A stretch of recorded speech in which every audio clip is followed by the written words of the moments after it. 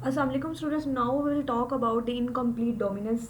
जिस तरह से हमने कहा कि जिस तरह से एक्सपेरिमेंट्स होते गए और एक और न्यू एग्जांपल जो है उसकी भी स्टडी की थी, तो अब हमने देख लिया कि जो को डोमिनेंस को कि अब हम देखेंगे इनकम्प्लीट डोमिनेंस को। यहाँ पे जिस तरह से हमने जो था हमारे पास वो था को डोमिनेंस।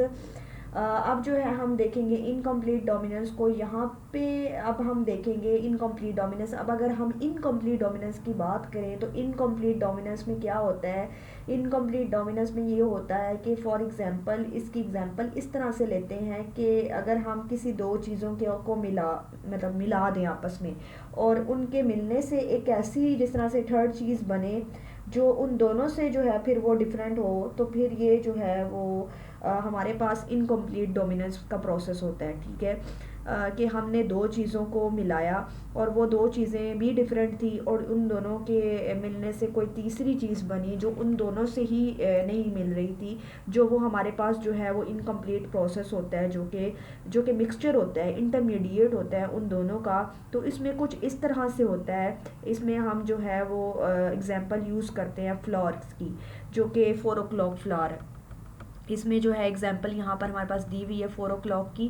4 o'clock प्लांट या 4 o'clock जो फ्लावर है इसने स्टडी की। जब तो 4 o'clock फ्लावर था उसके ऊपर स्टडी की, जिसमें यानी कि जो कलर्स एग्जामिन किए जाते थे जो 4 o'clock फ्लावर में, उसमें जो कलर्स एग्जामिन होते थे वो 3 थे, जिसमें जो है वो रेड था, वाइट था और पिंक था। यानी कि जो फ्लावर या जो प्लांट था, जो 4 o'clock फ्लावर था, जिसके अंदर जो है ये मतलब देखा गया कि ये जो कलर्स जो है प्लांट था, जो फ्लावर था, उसके 3 कलर्स मतलब जो है वो डिटरमाइन होते थे।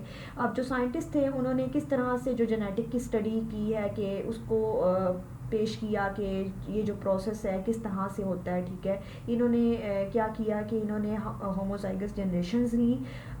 होमोजाइगस जनरेशन्स ली, दो होमोजाइगस जनरेशन्स ली। एक ली रेड वाली, जिसको इन्होंने शो किया, मतलब ये जहाँ पर नीचे हमारे पास क्रॉस भी दिखाया हुआ है, डोमिनेंट से इसको शो किया गया। ये जो कैपिटल आर जो रिप्रेजेंट कर रहा है पेरेंटल जनरेशन को, ये स्मॉल आर, ये प्लांट ऐसे प्लांट थे जिनके रेड फ्लावर्स थे, और जो ये ऐसे प्लांट्स थे जिनके वाइट फ्लावर्स थे। तो इन्होंने ये दो होमोजाइगस जनरेशन ली, एक रेड वाली जिसको इन्होंने शो किया डोमिनेंट से होमोजाइगस डोमिनेंट, एक ली वाइट वाली जिससे इन्होंने शो किया था होमोजाइगस रिसेसिव।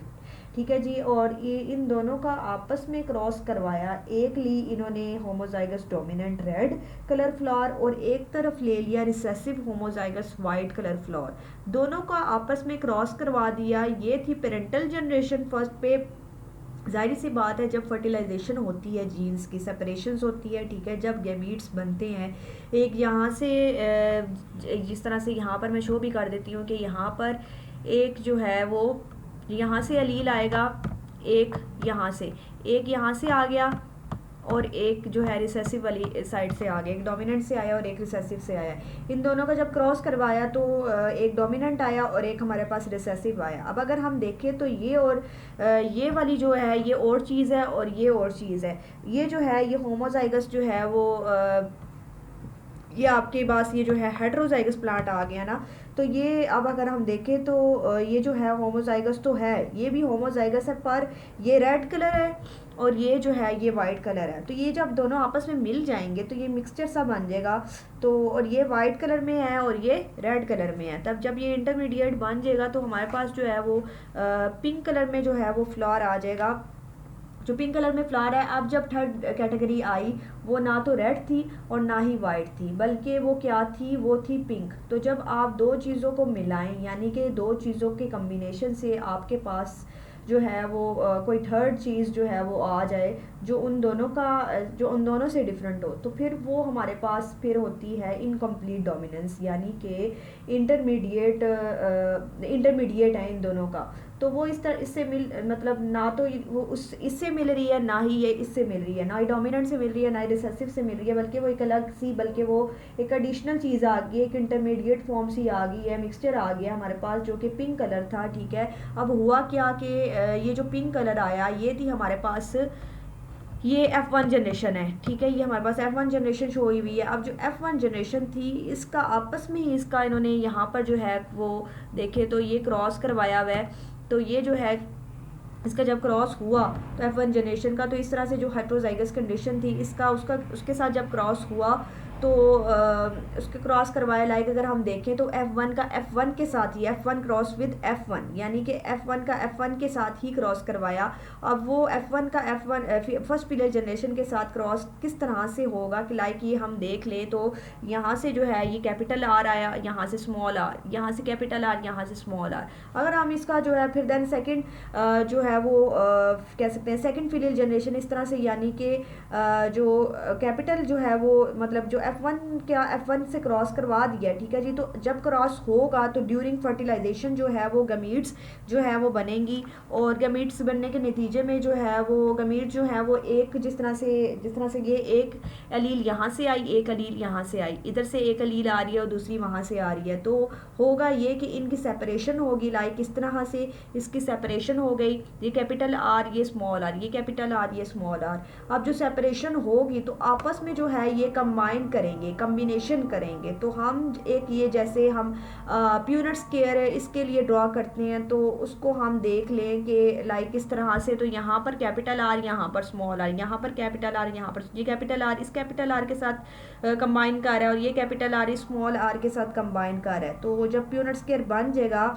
तो ऊपर वाली साइड अगर हम जिसमें हम इस कैटेगरी को रख लेते हैं, नीचे वाली साइड पे हम इस कैटेगरी को रख लेते हैं, तो ऊपर वाली साइड पे ये आ गया कैपिटल आर और स्मॉल आर, और नीचे वाली भी कैपिटल आर स्मॉल आर। अब अगर हम इसका क्रॉस करवा दें तो करें लाइक आर का आर के साथ क्रॉस होगा, आर का स्मॉल आर के साथ, फिर आर का आर के साथ, और आर का स्मॉल आर, तो हमारे पास कितनी मतलब जो इसकी रेशियो आएगी। अब अगर हम इसका क्रॉस करवा दिया तो आर किस तरह से जो इसकी जो है वो कह सकते हैं कि जो हमारे पास जो रेशियो आ रही है, तो ये जो है हमारे पास दो, एक वाइट, दो पिंक और एक रेड, क्योंकि ये जो है ये भी जो है वो डोमिनेंट है, ये भी हमारे पास क्या है ये डोमिनेंट है। इधर से भी जो है ये यहाँ पर ये लिखे 4 o'clock प्लांट जो है वो उसमें जो फ्लावर का कलर है वो दो जो स्पेसिफिक कलील्स है वो उसको कंट्रोल कर रही होती हैं, एक स्पेसिफिक रेड और एक वाइट।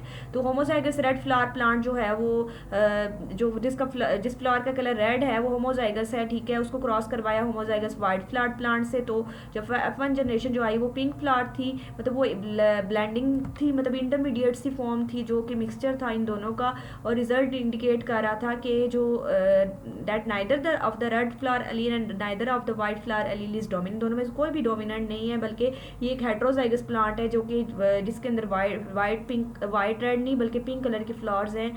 तो ये जो है इसकी जो रेशियो है 1:2:1 हमारे पास आ गई है। Okay, thanks.